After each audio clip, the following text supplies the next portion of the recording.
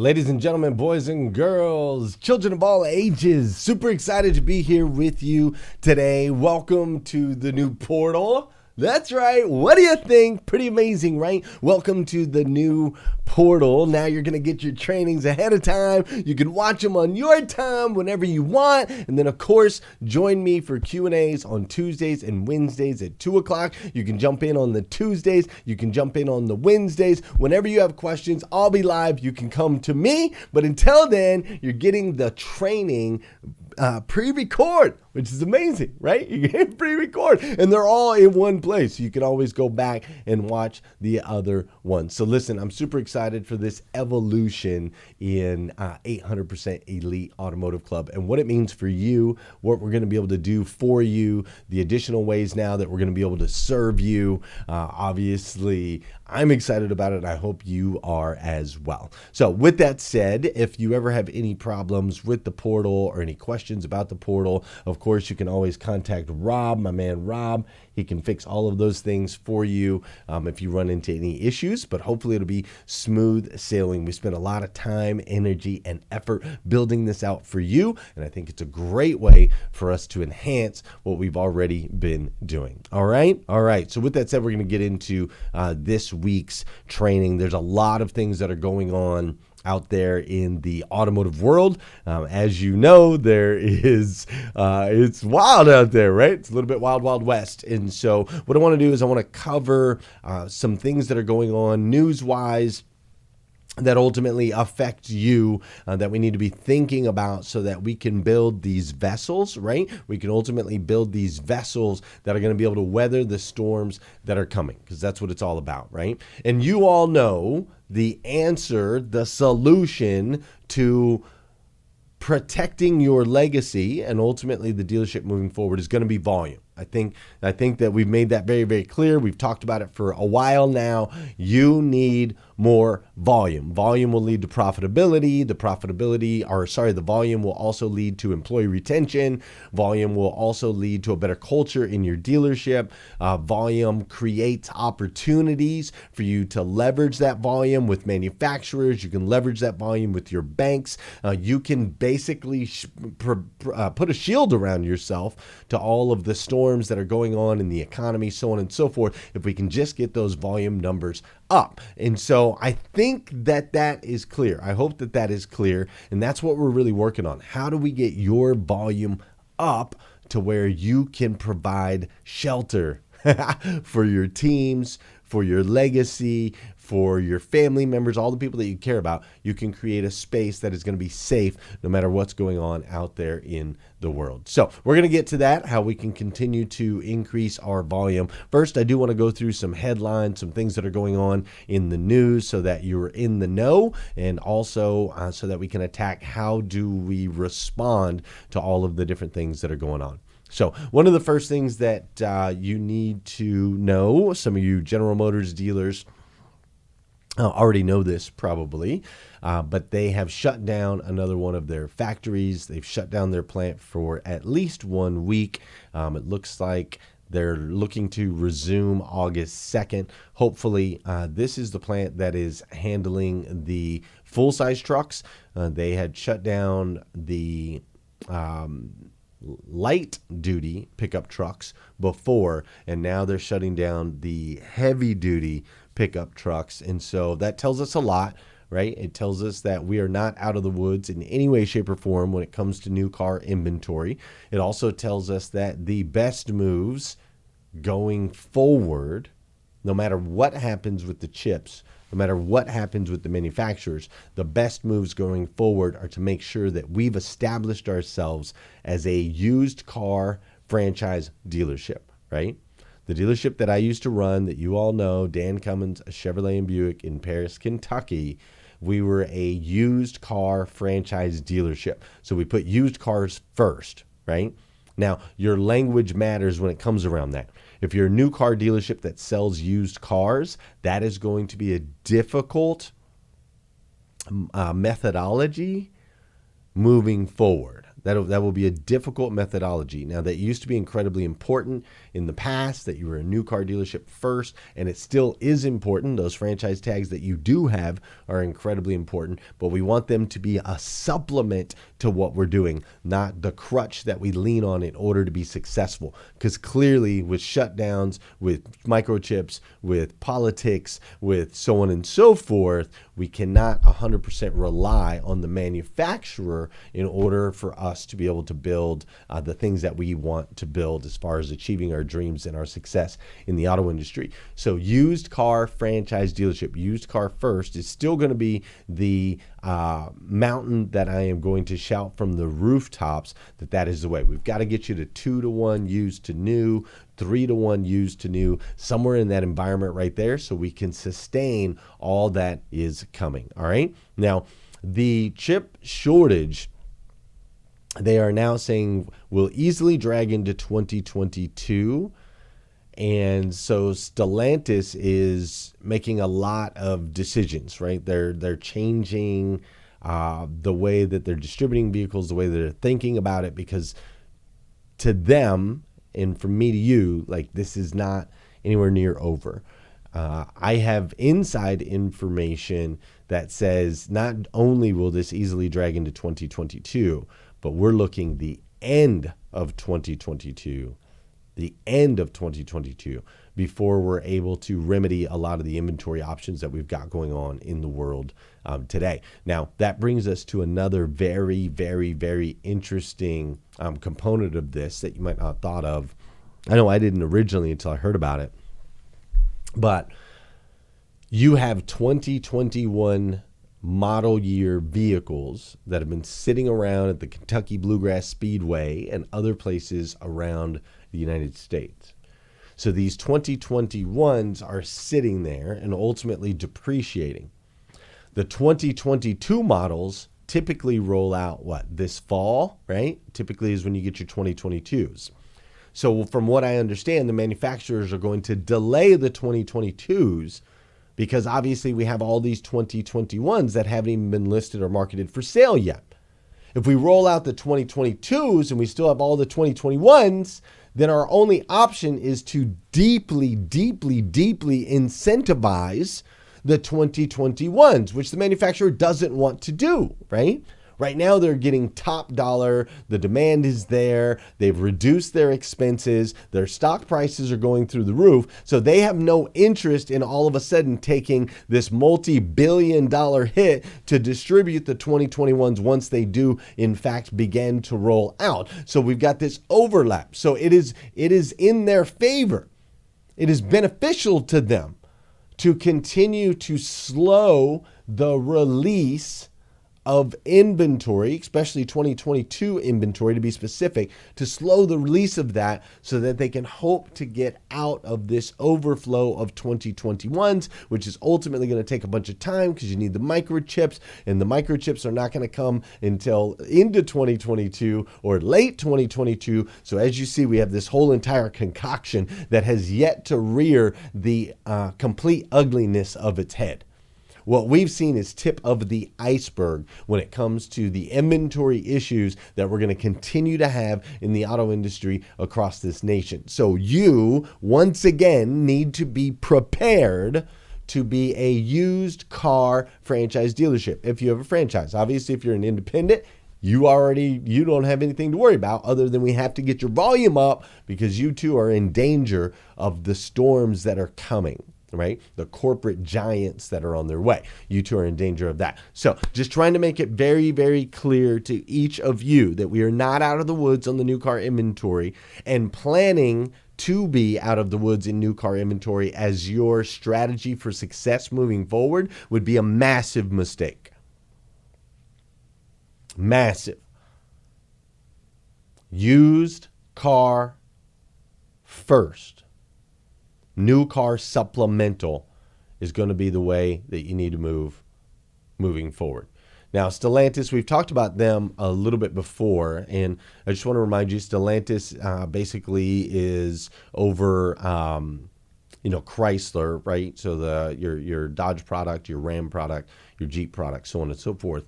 And Stellantis is making some incredible moves. They're a very forward-thinking company, and I highly suggest that you keep your eye on them and watch the moves that they're making. Them pulling dealer licenses over in Europe as of January of 2023 is a very interesting move. And it's pretty clear, the writing is on the wall, that they are very, very, very interested in creating an environment where they can go direct to consumer, right? With the dealer charging maybe a delivery fee, obviously servicing the vehicles, things like that. But eradicating the middleman is definitely on their priority list. Can they do that? I don't know. I hope not. I don't think so. I think that there's relational things that you do. I think there's community things that you can do that ultimately can keep them from being able to win on this mission of eradicating the middleman, which is you. I believe that there are plenty of possibilities out there still. But I just want you to be aware that these moves are being made. And it's not just with them. Penske and Cox just combined. Penske and Cox have partnered up to develop a used vehicle online buying platform. So basically, it's like 70% of what Carvana does or what Carvana looks like. Penske and Cox have come together to create that. Now, initially, they're rolling it out in some of their more boutique stores, but they're looking on expanding it to all their franchise dealerships across the board, which Penske is a huge, huge, huge automotive group. There's probably one in your area. And so it's very important that we watch as this develops and we make sure that we're on the front cutting, leading edge of this. If the products that, if this particular product looks, feels, and performs better than a lot of the products that we're currently using, that's something that you need to know, something that you need to be concerned with, and you need to figure out what that process is going to look like for you specifically in your dealerships. Now, when I say what is that process going to look like for you specifically, I want you to understand that in an ideal world, your process of selling a vehicle in store looks the same as your process of selling a vehicle online. It should be an identical process. Somebody walks in the showroom, you should be able to walk them to a computer. You should be able to say, click here, click here, click here, and you can buy your vehicle. You should be able to do that. Now, I'm not saying you should be able to do that right this second. I'm not saying you know how to do that today. I'm saying if you want to survive and thrive moving forward, that is going to have to be a part of your arsenal.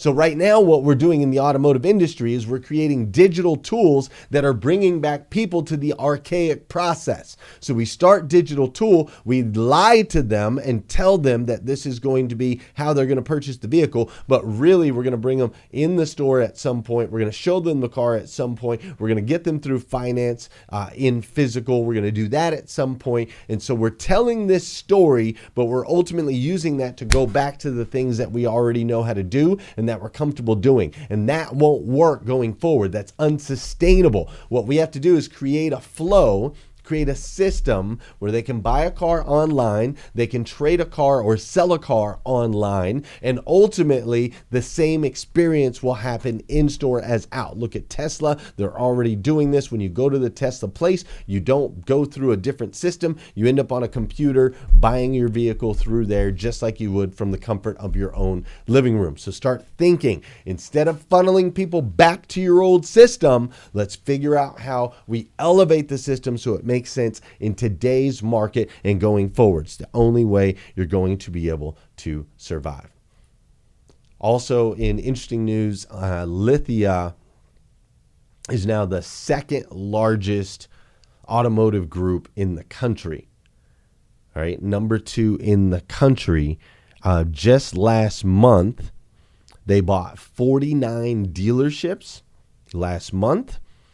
They also 4x'd their net income last month. Their target is to be at $20 billion a year in revenue. They did $6 billion last year, so they're already at 6. The target is 20, which means there's going to be many, many, many more acquisitions that are going to happen. All right, and altogether, as the second largest automotive group on the planet, what do they have? They have tons of volume. They have tons of volume, tens of thousands of cars that are going out. And what does that volume do for them? It offers them leverage on a massive level.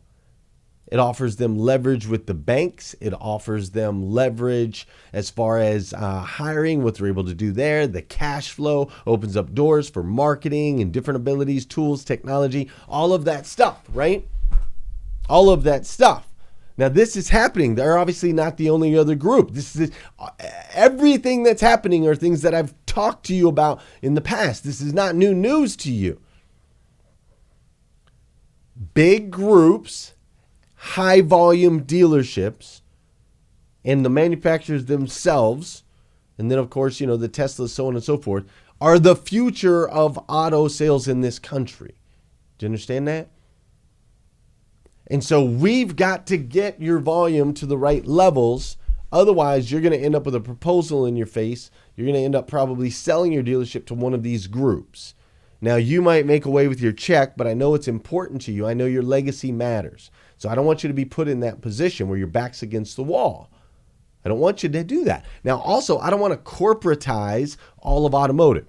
When we corporatize all of automotive, it removes the opportunities for guys like me, and maybe in your case, a guy or a girl like you.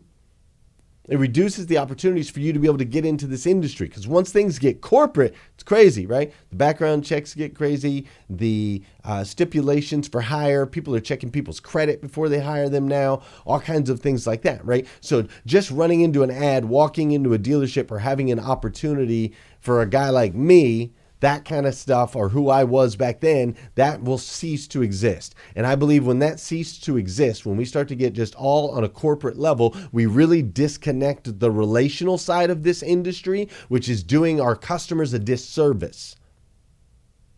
Yes, they want quick. Yes, they want speedy. Yes, they want technology. But they 1,000,000% on top of all of that want a relationship. And it's impossible to create relationships on that massive scale from the heads down to the bottoms. It's incredibly difficult. I shouldn't say impossible. It takes a lot of intention on the owner's part to be able to put that together. So all of these things are moving on around you, right? You've got the Stellantis stuff. You've got the Penske stuff, the Penske and Cox. You've got the Lithia. All of these things. And it reminds me very, very, very much of when Walmart swept through this country. You see, Walmart swept through the country, started showing up in all these different areas. And when they did, all of the grocery stores that had a family name on them got squashed. They got completely squashed. Either their land got bought out, their real estate got bought out, they got moved, or they just lost business completely, whatever. They disappeared. And that's exactly what's happening now in our industry. These family-owned and operated dealerships are starting to disappear in droves, big, big, big, big, big numbers. And here comes the corporate giants, right? The corporate giants of Cox, the corporate giants of the manufacturers themselves. Then you've got obviously Carvana and Vroom and all of those places, right? These are all these giants that are attacking you in every which way. And what's interesting is if you really look at it, there's basically three components that are allowing them to win. And there's probably more than that, but three that we're going to touch on today. So the way that they're able to win is, first of all, they have buying power. And tons of it. With volume at the levels that they're creating, they're generating daily cash flow at astronomical numbers.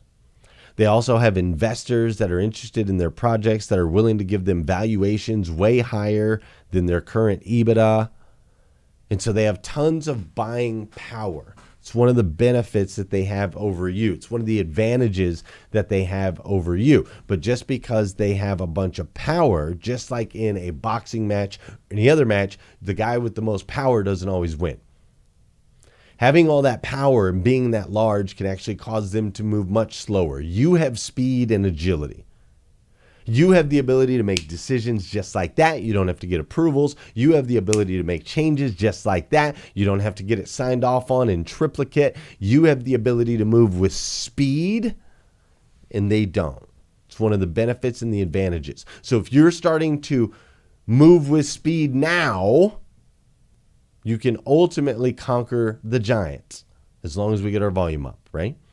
We have to move with speed and get our volume up. We can conquer the giants. The second thing that they have better than you and I, the second thing that they have that you and I are working on but don't necessarily have is brand recognition. Now, real deal brand recognition means you can hear a sound or you can see a tiny component of and ultimately know what that brand is, right? Of course, a lot of the brand recognition companies like the Nike swoosh, right? You just see a swoosh. Everyone on the planet knows that that's a Nike shoe, including small children, right? I think I saw something on Space Jam the other night and they drew like the little swoosh into the grass and my kids were like, Nike.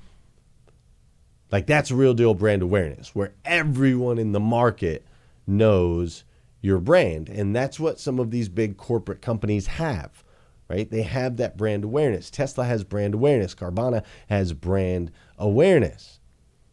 The manufacturers have brand awareness. Nissan, Ford, Chrysler, Dodge, Honda, Subaru, right? They all have brand awareness. And so that is one advantage that they also have over you is they have massive brand awareness. So you combine lots and lots of capital and money.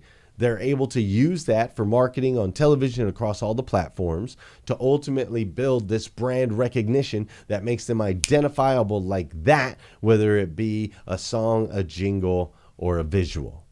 And the third thing that they have is marketing and resources. They've got entire marketing departments, massive marketing departments, right? Way bigger than anything we can put together. And then, of course, they've got the resources with unlimited capital to be able to continue to fuel those marketing departments and figure out their marketing. This is why you see all these big brands everywhere, right? TV, Facebook, banners, skyscrapers, all over the place. So here's what we're up against, right? This is how they win. They win because they have buying power, right? They have all the capital. They win because they have brand recognition. They're well known just by a symbol or a song or whatever. And then they have the marketing departments and the resources to continue to fuel it on a level that we don't, right? Right now, we're putting together our commercials ourselves. Me and you. Right? We're putting our commercials together saying, oh, well, this is what we think we should do, so on and so forth. Very, very, very interesting. So here's the thing. Even though they have all of these advantages, that doesn't mean that they're going to win, right? It just means that you have to change. You cannot keep doing what you're doing right now. What you're doing right now will not survive in the long run. It won't. Like it used to be where doing same could work for a long period of time in this industry, right? And as long as you weren't going backwards, you were okay. Well, that's no longer the case. We have to be going this way. Same is might as well be backwards. That's like standing on a treadmill that's in motion. You can stay in the same place, you're going to move back, right? So we've got to be able to attack all of these things. So how do we do that? How do we go against the corporate giants and build a vessel that's going to sustain? Well, here's the thing. First of all, you have to be and sell your uniqueness. You have to be and sell your uniqueness. Here's what I mean by that. For example, or not for example, but here's what I mean by that. In order for you to sell your uniqueness, you need to ask yourself, what do you have that they don't? We've already discussed what they have that we might not. What do you have that they don't? Like, for example, you have bad boy Corvettes, some of you, right? They don't have that. They don't have brand new Corvettes, which if you know anything about a Corvette buyer, they want a brand new Corvette. And the new Corvettes that they made are just absolutely beautiful, right? So that would be one thing that's unique that you have that they don't. Okay? These corporate Carvanas, the Teslas, so on and so forth, they ain't got it. They can't get it. They can get used ones, but they can't get a new Corvette or new C8 or anything like that, right? So that's one thing that you have that they don't. What's something else that you have that they don't? Well, you have ties in the community that they don't have.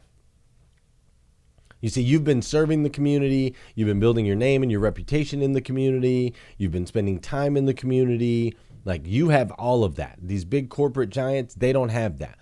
They don't have any ties in your backyard. They don't have any ties in your community. There's no direct face-to-face relationships with anybody in that area. They're just planting dealerships wherever they plant the dealerships. They're marketing across the board. They're shotgunning, whereas you have the ability to be laser focused. You have the ability to be a sniper versus a shotgun, right? Because you have those ties, those relationships in the community. That's important. Now, what else do you have that they don't have? Well, you have personalized service. You see, when I was at Dan Cummins, the mission was to make people feel special, feel important, and feel like they're the only one. I would stand up every day and say, I am on a mission to eradicate the negative stigmas associated with the car business. I can do this by making people feel special, feel important, and like they're the only one. You can do that. You have the ability for personalized service. Do you think the people feel seen, heard, and significant when they're ordering a car through Carvana? Do you think they feel seen, heard, or significant when they're waiting 2 months for their Tesla vehicle? Everything's automated. They're not talking to any humans? No, not at all. They're just going through a process. They're buying a car. They like the process. But what you have that the big corporate companies don't is that personalized service. You have the ability to make me feel incredibly special. Chris Martinez did this for me recently, buying a Mercedes van for my wife in the midst of inventory shortages, very hard vehicle for us to get. I made the call on Sunday. Chris followed up with me on Monday, followed up with me on Tuesday, followed up with me on Wednesday, and then I got a message Wednesday night. Our vehicle was there. He's delivering it right to my doorstep here all the way from Tulsa, Oklahoma.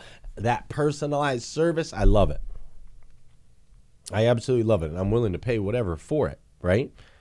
So those are the things that you have. So you need to sell those uniquenesses in your promotions online, in what you're putting on your Facebook ads, and what you're putting in your marketing on television. All of that should be built around you selling the things that you have that they don't. The specific cars that you have that they don't. The ties with the community that you have that they don't. The personalized service that you have that they don't. Don't go in head-to-head combat with them. That doesn't make any sense. Find the weakness, the area that they cannot fulfill, and become the person that fulfills that, and make sure everybody in the world knows about it, right? Make sure everyone knows about your service and how amazing it is. Capture a video, show the experience, use testimonials, all of those things, right? All of those things. Show your dealership in the community. Again, not you. You're not the hero. When you're out serving, when you're doing charitable things, you're not the hero. They're the hero. Whatever organization you're supporting is the hero. But you can capture those hero moments. You can capture those heroes on video, and you can tie them into your marketing, your branding, and your advertising to show your uniqueness. You're not going to see that on the other side. You're not going to see Carvana locally in your area with a bunch of local people that live in your local neighborhood doing some local charity drive to raise $4,000 or something like that, you know, for a local organization. You're not going to see that. Only you have that, so utilize that. Now, the second part is I said that you need to be and sell unique, right?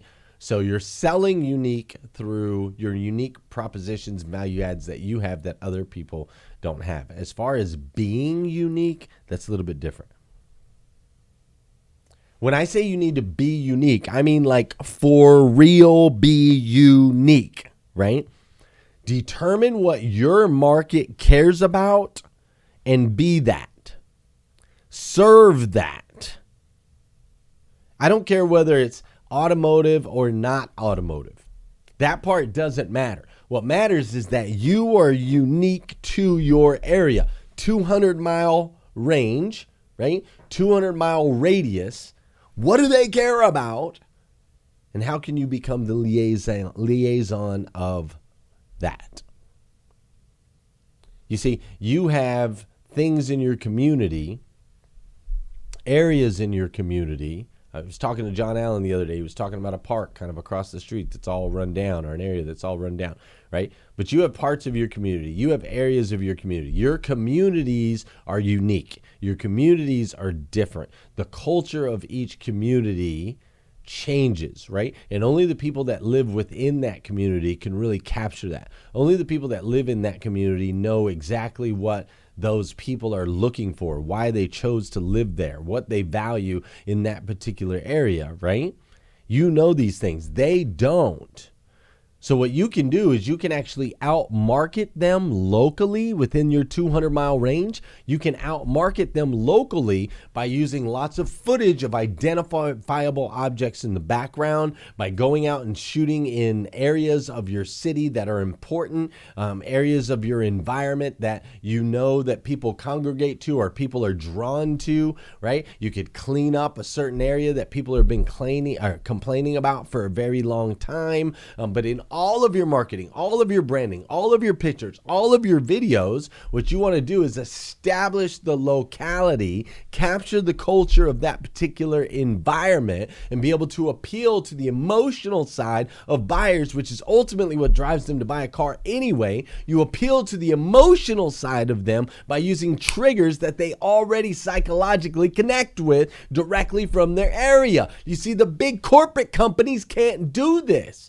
They're wide, they're shotgun. No, you are a sniper. You're laser, you're focused, you're dialed. You provide a service that's over the top. You serve your community over the top. And you need to show that in everything that you post. You got to teach your teams to show that in everything that they post. You have to capture the uniqueness and the essence of who you are. Otherwise, the Walmarts is what I'm calling them, the big box brands are going to come through and there'll be no attachment to you. There's no loyalty to you. There's no relationship with you. They don't understand that you are them because you haven't shown them that.